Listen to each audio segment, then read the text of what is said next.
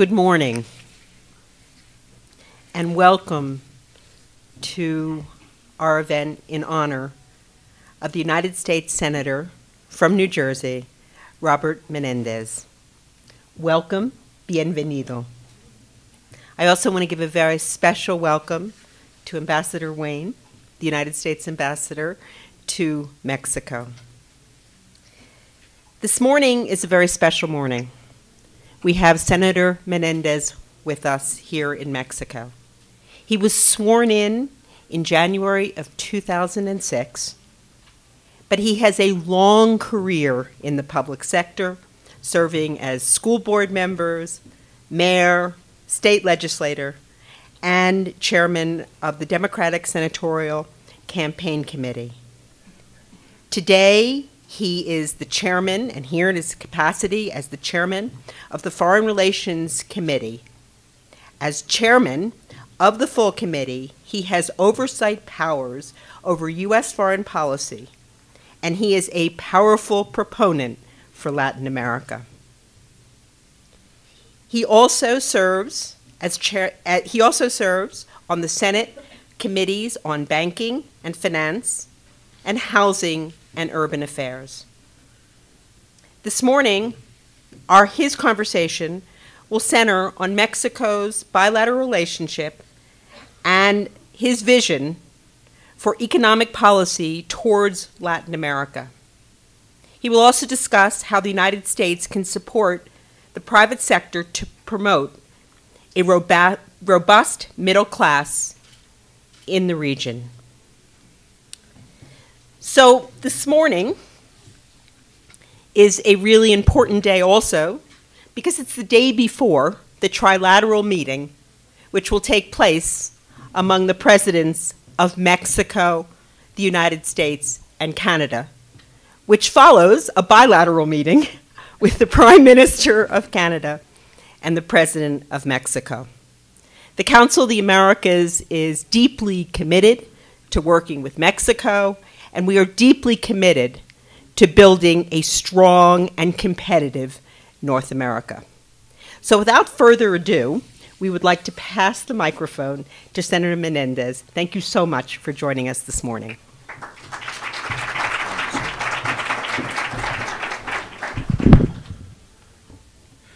Bueno, muy buenos días. Un placer estar aquí en México con un grupo tan distinguido de líderes del sector privado, del gobierno, a mis colegas parlamentarios que están aquí, a nuestro distinguido embajador y a Susan por el esfuerzo que nos ha dado para traernos todos juntos y por el esfuerzo y el trabajo del Concilio de las Américas, que es un grupo extraordinario. Y ahora que me he legitimizado como alguien de descendencia hispano, voy a regresar por temas protocolarios en inglés. Good morning, and I'm honored to speak to such a distinguished group of business leaders and public officials here in Mexico, and I want to thank you for your gracious hospitality. I want to take a moment to again thank Susan Siegel and the Council of the Americas for hosting this event, and Eric Farnsworth for the Council's Washington office, who does an extraordinary job there as well.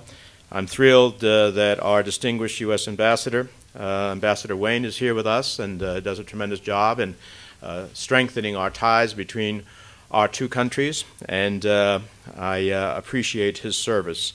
I have long been supportive of your work here in Mexico, and I am grateful to have been recognized by the Council's 2011 Leadership in the Americas Award. And when I assumed the chairmanship of the Senate Foreign Relations Committee, I knew immediately that I wanted my first trip to Latin America to be to Mexico. Unfortunately, President Obama decided to visit Mexico last year during the same week that I was planning to come here, so I changed my plans so as not to steal the spotlight. Interestingly, we are both in Mexico this week, but I think Mexico can handle both of us at the same time. The fact is, Mexico and Latin America will always be on this chairman's mind, and they will always be foremost in my heart. What I want to discuss today is the tremendous opportunity we have to make the Western Hemisphere an economic powerhouse in the 21st century. With the forces of reform in Mexico and the return of growth in the United States, the time is right for us to be bold and forward-thinking in conceiving a strategy for economic growth in the hemisphere for 10, 20, and 50 years into the future. For the first time in more than a decade, the United States and Mexico are positioned to begin exploring new opportunities. But we have to ask ourselves, do we have the vision and the will to embark on a long-term plan for combined economic growth that will allow all of our citizens to prosper north and south of a common border? A plan that will fuel the growth of the middle class, a plan that will make the 21st century a Western Hemisphere century. To seize this opportunity, we must look beyond trade agreements. We must adopt the right policies that will lead to a foundation for long-term integrated economic growth that benefits all of our citizens. There is much more that I believe that we can do together.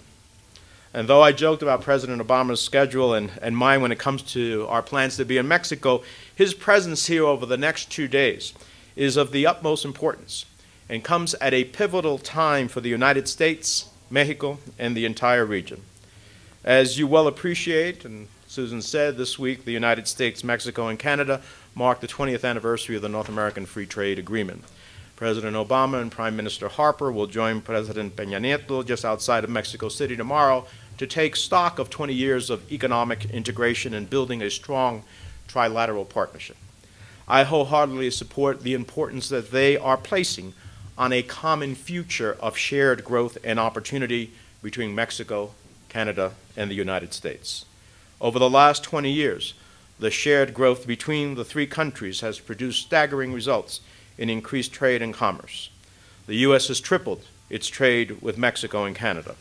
Mexican exports to the United States have increased by nearly 600%.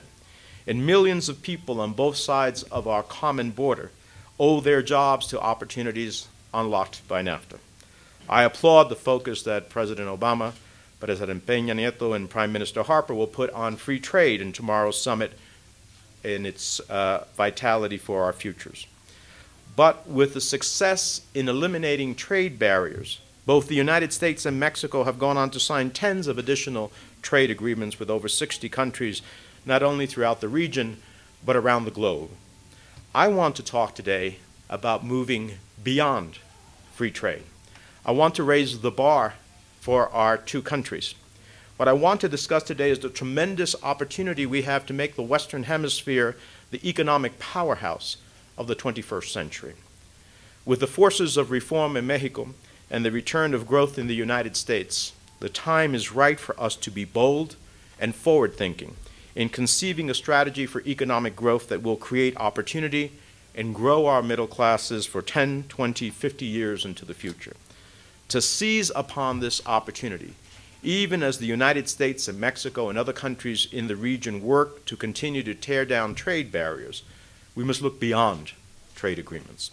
We must have a vision and a will to make this 21st century a Western Hemisphere century. To put it simply, free trade is essential, but it is not sufficient. We must adopt the right economic policies that will lead to a foundation for long-term integrated growth that benefits all of our citizens and leverages our competitive advantages. There's so much more that we can do together. Developing our workforces, the human capital that is necessary for innovation and technology, fostering research and development, expanding supply chains, reforming our education systems, committing to improving and rebuilding our infrastructure, which will create new opportunities, new jobs, and new prosperity. As the press likes to say, now is the Mexican moment. The importance of reform and the potential for economic growth here in Mexico cannot be understated. Your leaders have laid out and started a reform agenda. You have passed education reform and are increasing education funding. You're working to reform the telecommunications and financial sector. You've overhauled the tax code, you've revamped the political system, and you've committed to bold reforms in the energy sector. You're making bold plans to invest in your infrastructure, your workforce, and you have attracted vast new investments that bode well for future growth. But future prosperity will not happen without continued vigorous investment, and a U.S.-Mexico partnership is an essential part of that path forward. This is the time. The U.S. economy is in recovery. Unemployment is falling, the housing market is improving, and capital is flowing once again. The macroeconomic outlook is looking brighter, with the strongest 6 months of growth in the last half year than any time in the last 10 years. Let me repeat that. The strongest 6 months of growth in the last half year than any time in the last 10 years. Our economy is strong and getting stronger. In the energy sector, innovations in production and conservation in the United States have a tremendous effect on our economy. We are using less energy than anyone could have imagined 10 years ago because we have more efficient cars and homes and products and are building smarter cities. This revolution in how we use energy means that we have decoupled economic growth from increased energy usage, and it is truly a game changer. Of course, we are also revolutionizing energy production. New oil and gas production techniques and the plummeting prices of renewables has helped the United States to again become an energy powerhouse internationally. The result, the United States has cheap, reliable, and clean energy. We have an increased focus on energy exports and energy innovation, which is happening at an unprecedented pace. We want Mexico to share in that transformation.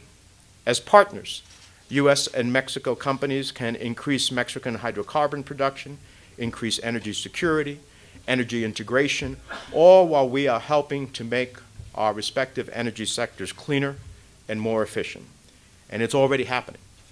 U.S. natural gas is increasingly sold to Mexico, with natural gas exports increasing tenfold since 1999.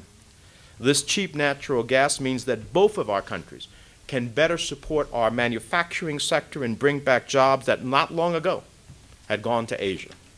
By making our two nations the center of energy innovation, we can also make it the center of economic growth around the world. I believe the United States must now begin to look ahead with a plan to guarantee its long-term competitiveness.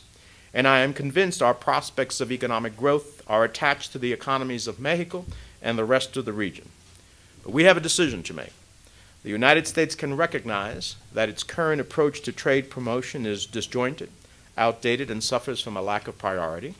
Or we can start doing some hard thinking and begin to adopt a hemispheric growth strategy based on a holistic and whole-of-government approach that will allow the government to better partner with the private sector in actively creating and pursuing opportunities in Mexico and throughout Latin America. This whole-of-government approach means dramatically improved coordination of all federal agencies responsible for assisting U.S. businesses to succeed abroad. There must be a common strategy and improved coordination between the U.S. Trade Development Agency, the Export-Import Bank, the Overseas Private Investment Corporation, the Departments of Commerce and State, the Agency for International Development.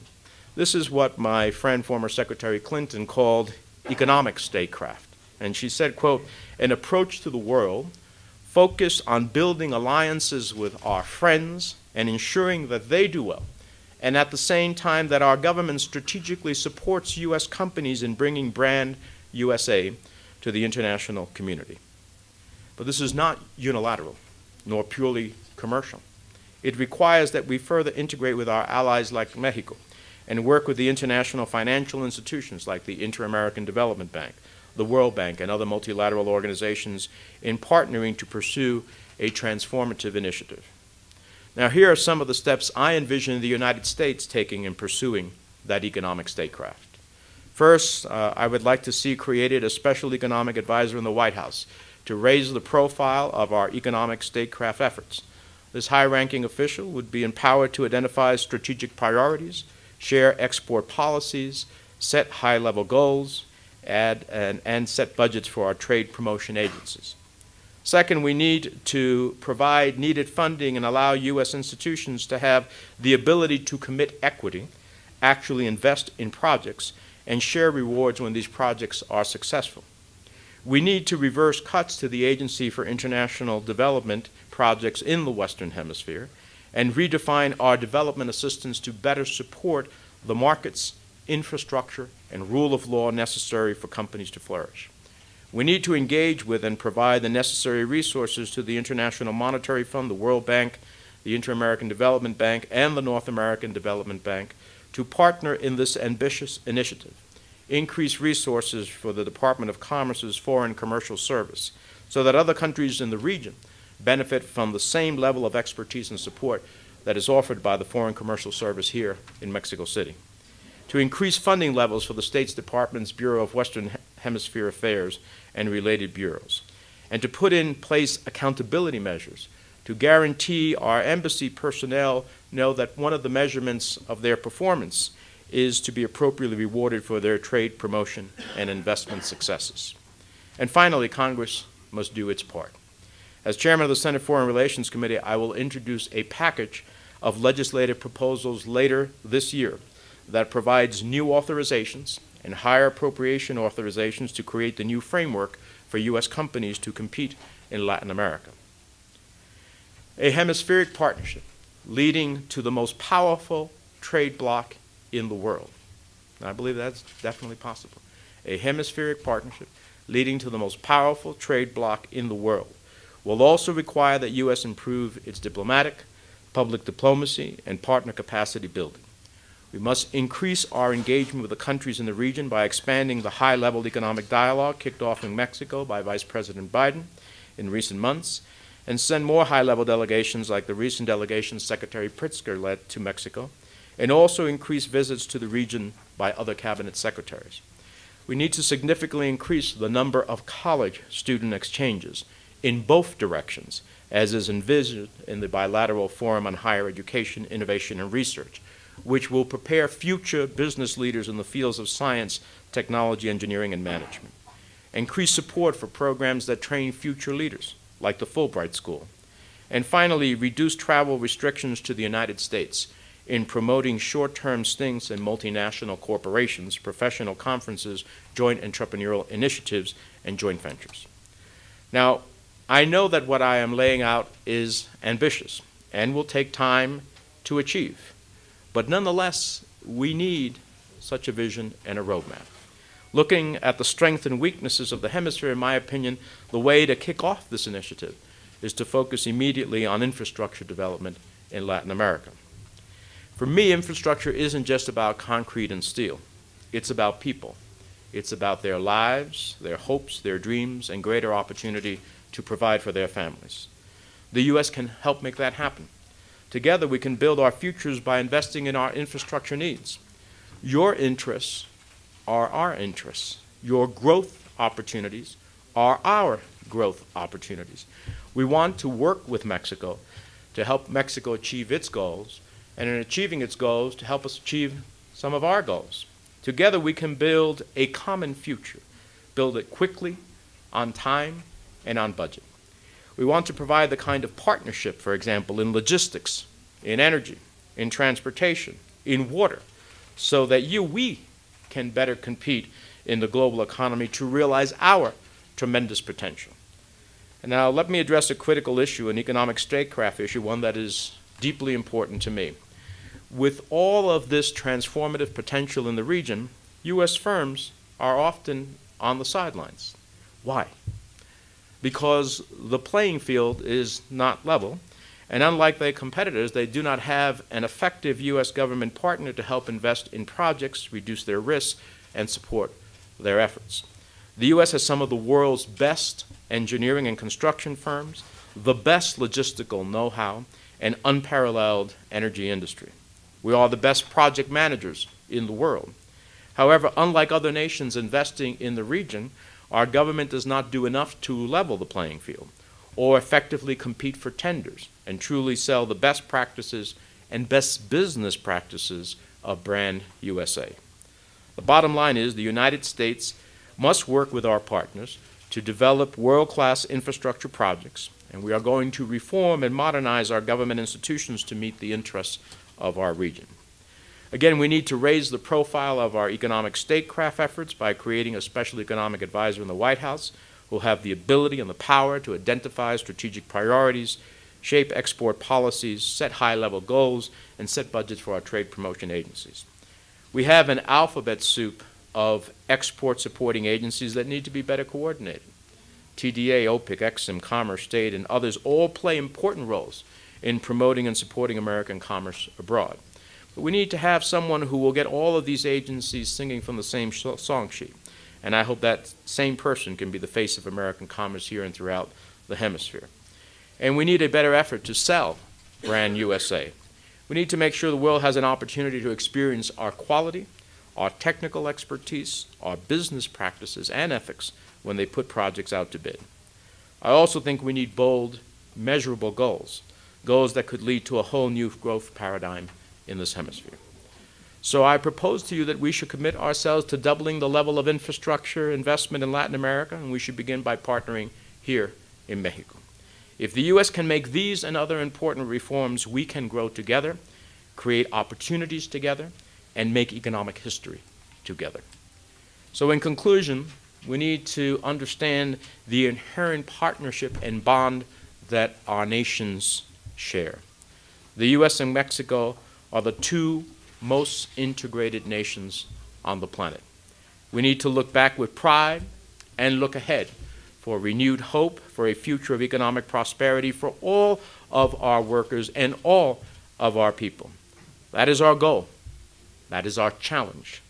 It is truly a privilege to be here in Mexico at this pivotal time of change and unity. By working together, by investing in ourselves, by taking advantage of every opportunity, we can make this a moment for all of us, a U.S., Mexico, Latin America, Caribbean, Canada, Western Hemisphere moment that will create jobs and grow all of our economies. When John Kennedy visited Mexico in June of 1962, in his speech he quoted the words of then Mexican President Adolfo López Mateos. Kennedy said, "Until every child has a meal, and every student has an opportunity to study, and everyone who wishes to work can find a job, and everyone who wishes a home can find one, and everyone who is old can have security. Until that is done in this hemisphere from the top to the bottom, our revolutions and the revolution of this hemisphere are incomplete." As chairman of the Foreign Relations Committee, I could not agree more. Let us now adopt these goals and set the bar much, much higher. It's time to work together to make sure the Western Hemisphere outcompetes the world and becomes the economic leader of the 21st century. Our histories, our cultures, our people are tied together, and we owe it to countries and to, we owe it to ourselves to continue to integrate our economies as well. When you look around the world, neighbors matter. Look at some of the challenges that are taking place both here in the hemisphere and in other places of the world. Neighbors matter. When a country grows 1%, its neighbor will automatically grow by almost 0.5%. The more integrated the two neighbors are economically, the more correlation there is in growth. Thankfully, the United States has been blessed by great neighbors. The more we work together, the more common growth we will see. So let's double Latin American infrastructure investment. That will lay the foundation for increasing the Western Hemisphere share of the global economy from 33% to 40% by mid-century. What an enormous difference that would make to growing our middle class. It's time for the U.S. to step up to the plate for investments in our region. It's time for us to fully engage with our neighbors and help usher in a new era of peace, prosperity, and middle-class empowerment for our entire hemisphere. That is why I am here. That's what this visit is all about, and that's what we must pledge to accomplish together. Thank you very much for having me with you, and I look forward to it.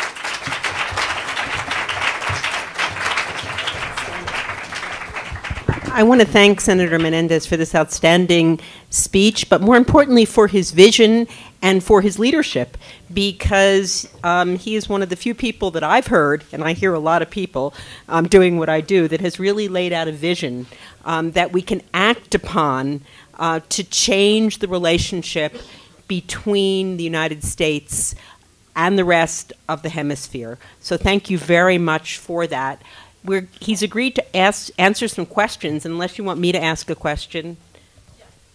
Could you identify yourself, please? Jessica de Alba from Anáhuac University. Thank you for being here. You talked about integration and free trade.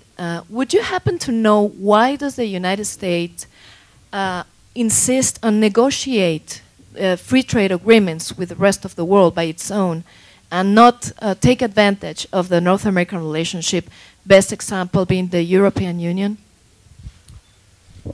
Well, Mexico has also negotiated a series of free trade agreements strictly between Mexico and other countries in a bilateral fashion. And Mexico is part of the Alliance of the Pacific, which I applaud because I think these are countries that share extraordinary values, not only in terms of liberalizing their economies and creating greater economic integration, but also in democratic values that I applaud.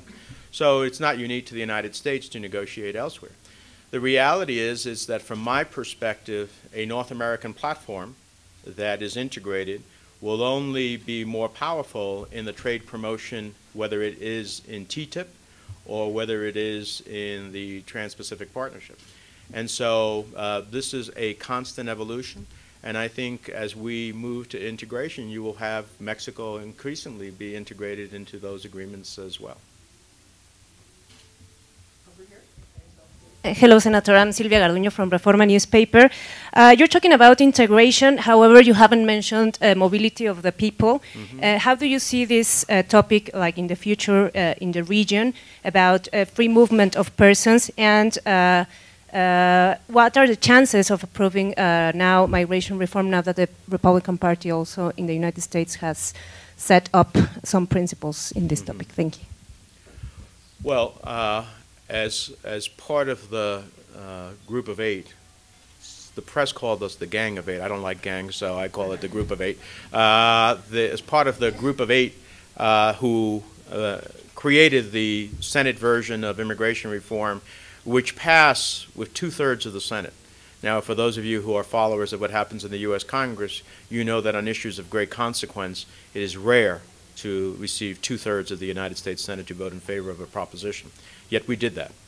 It is a proposition that would have a comprehensive immigration reform, a reform that would create greater security, but also unlock enormous economic potential. The Congressional Budget Office, the nonpartisan entity that judges every piece of legislation the Congress proposes, estimated that, in fact, the reform as offered by the Senate would increase the GDP of the United States by anywhere between 2% and 5% over the course of 10 to 20 years, would actually reduce the national deficit by $900 billion, nearly $1 trillion in deficit reduction over 20 years. Another independent group made an estimate that reform would create 120,000 jobs a year for 10 years, or 1.2 million jobs, and that it would raise the incomes of all Americans, not just of those who are undocumented in the country. So there are a few things, as I was speaking to my colleagues from the Mexican Congress, that we know as members of Congress, that a law that you can pass that creates greater security, increases GDP, reduces the national deficit, and promotes greater employment, that you can do in one time. Immigration reform does that, and I think that was very convincing to the members of the Senate that sent it over in a bipartisan fashion. Now the question is, and of course that would create greater mobility, because reform not only is about dealing with the question of how do you create greater security, but also how do you find a pathway to legalization for the 12 million who are undocumented, and what do future flows of people into the United States, how it takes place. And so we think those future flows are very important for the mobility of people. Now, that was passed in May of last year, and it's been residing in the House of Representatives, what you call la Cámara de Diputados, for 7-8 months. I am hopeful that the House, which has not acted on our legislation, although I believe that if the Senate's version were placed for a vote in the House of Representatives, it would pass on a strong bipartisan vote. The difficulty is that in the United States there is a political element called the Tea Party that have a different view of immigration reform and all the values that I just talked about. They all reside in the Republican Party. And I don't say that as a partisan reality, it's just the reality. They all reside in the Republican Party. The House of Representatives, unlike the Senate, is controlled by the Republican Party. So for a vote to be taken in the House of Representatives, the Republican leadership must agree to that vote. I think the Speaker, who I served with when I was in the House of Representatives, is well-intentioned. I think his desire is to see reform, but he is hamstrung by the 60 members all in his caucus that make it very difficult for him to move. So our goal is to create, through a national movement, enough opportunity for the Speaker to understand that he has support from many sectors of our society that are more aligned with the Republican Party, from many elements of the private sector, many elements of agro growers, many other elements, and to get his members to say to the Speaker, we support you in this effort, so that a vote can be held. It is my hope that that will happen, and that even if it's not our version, that we have some version for which we then can negotiate and come to a final agreement that can really change the lives of millions of people, unlock enormous economic potential, and have a greater integration in the mobility of people for our common future. Thank you. How about there? I am Rolando Garcia from the National Action Party. I just would like to know what are the perspectives for the trade promotion authority that has to be granted by the Congress to the President. That is something very important to be successful in the TPP. And the second question, what are your feelings about the new partnership that Mexico is negotiating with China, especially in some kind of projects, financing infrastructure projects, and what do you think about that, this new activity of Chinese diplomacy in the region? Thank you. With reference to Trade Promotion Authority, that is presently an issue that will be coming to debate in the U.S. Congress. I sit on the Senate Finance Committee as well, which deals with Trade Promotion Authority, and we have had a change in leadership on the committee. Our former chairman has now been nominated and has been confirmed by the Senate to be the ambassador to China. So there is a new chairman, so that of course takes a little time for a process to consider his own agenda. I know this is something that the President Obama's administration wants, that Ambassador Froman is seeking and advocating for. And I think if there is enough engagement with the Congress on the concerns, whether they be intellectual property rights, labor rights, environmental rights, which recent trade agreements between the United States in a bilateral fashion have raised standards on, that they may very well be able to achieve that. But it's a work in progress. As it relates to China, look, I would just say, as I say to my friends in the hemisphere and beyond, you have to think about what you get yourself into. I see many projects from other countries in the world that come in cheaper, but they bring all their people to do the work. I see many countries that do investments, and the quality of what they end up doing, in a few years, you see the challenges of its quality.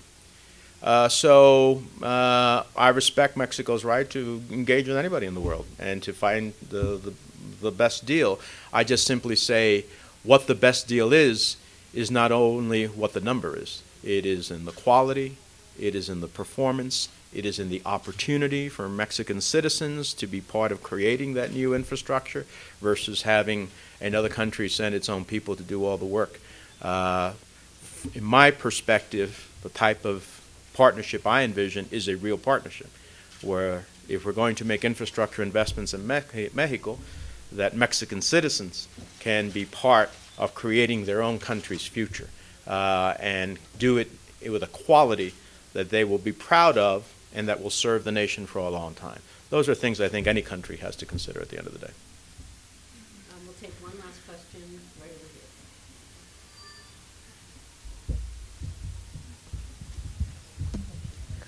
here. Good morning, Frania Duarte from the term member program of the Mexican Council on Foreign Relations. With all your proposals on the economic field and linking it with the idea of deepening economic cooperation with Mexico and maybe with the Americas, would you consider that the United States could retake the idea that former President George W. Bush of negotiating with the Americas a free trade zone or area? Mm-hmm. Of course, I look at it as the first element of anything like that is the integration between Canada, the further integration between Canada, Mexico, and the United States to lead the way and to create the standards. And when we do that, then I think that we can draw the rest of the hemisphere to be engaged with us as well. But just as the European Union created an integration, it set standards. It set standards on economic bases. It set standards on governance. It set standards on democracy and human rights. So if you wanted to get a key to the club, you had to meet these standards. And if you couldn't meet the standards, the European Union would work with you to help you come to a position to meet those standards. It seems to me that the United States, Mexico, and Canada can be the beginnings of creating the standards that then invite others who either have those standards to join and or who don't have those standards but aspire to do so to help them collectively reach those standards. And that would be the type of integration among equals at the end of the day that would be desirable. La última señorita, porque no le voy a decir que no a una dama, así que... Alex Alper from Reuters. I'll watch the question. I'm going to regret it, but no. No, I'll be nice. Okay. I just wanted to ask you, I guess. If it's difficult, I'll have the ambassador answer. Good plan. Just basically, what? Yeah, Alexandra Alper, Reuters. Just what we can expect from the next round of TPP negotiations, given that the USTR doesn't have fast-track authority yet, and if you're working with colleagues like Ron Wyden and Sandy Levin on an alternative version of the TPA legislation. Mm-hmm. Thanks. Well, I look forward to Senator Wyden's leadership. I think he is an incredibly thoughtful member of the Senate, and I think he will create the opportunity for engagement of the different concerns that exist to create the opportunity for the administration to have that authority. I think members of the Senate would be willing to give that authority if they have a sense that questions, for example, I come from the state of New Jersey. We are the medicine cabinet to the world. We have the most significant pharmaceutical companies in the world. Intellectual property rights are very important to us. Intellectual property rights are generally very important to the United States because we are a leader in innovation and technology. So how those get worked into any free trade agreement, for others it will be questions of labor and environment. For others it will be questions of currency manipulation. And so if we can engage in a way for which there are enough assurances what the administration or essence create red lines, then I think that authority might very well be able to happen. I think there's I went to Asia last August. I was in Japan, Taiwan, South Korea, and China. I think there is a tremendous appetite. Certainly China is not included at the moment in this, but there's certainly a tremendous appetite in the region for this engagement. And we have many countries in the hemisphere that are also Pacific countries as well. Mexico is an example of that. So I think there is a great opportunity and desire to see that happen, and I would expect that, in fact, we'll hopefully be able to achieve that successfully. I don't want Susan to fall over with my answer, so thank you all. Muchísimas gracias. Un placer estar aquí. I just want to thank the senator again for his enormous vision. I think he comes to Mexico at such an important time as we look back at NAFTA for the last 20 years. We think of the future of NAFTA. We think of the leadership, as you put it, for the hemisphere, the opportunities if we all work together and can find the right space for partnership. And as we also look at the Pacific Alliance and the opportunity to create infrastructure between the United States, Canada, and Mexico, but take it all the way down the Pacific coast of Latin America. What an amazing opportunity when you marry that with the Trans-Pacific Partnership as well. And all of this, I see it in your vision. And thank you so much for spending this time. And we at the Council of the Americas, the America Society, look forward to supporting that vision and to working with you, with the Congress, with the administration in really making this a reality. Thank you so much, Senator.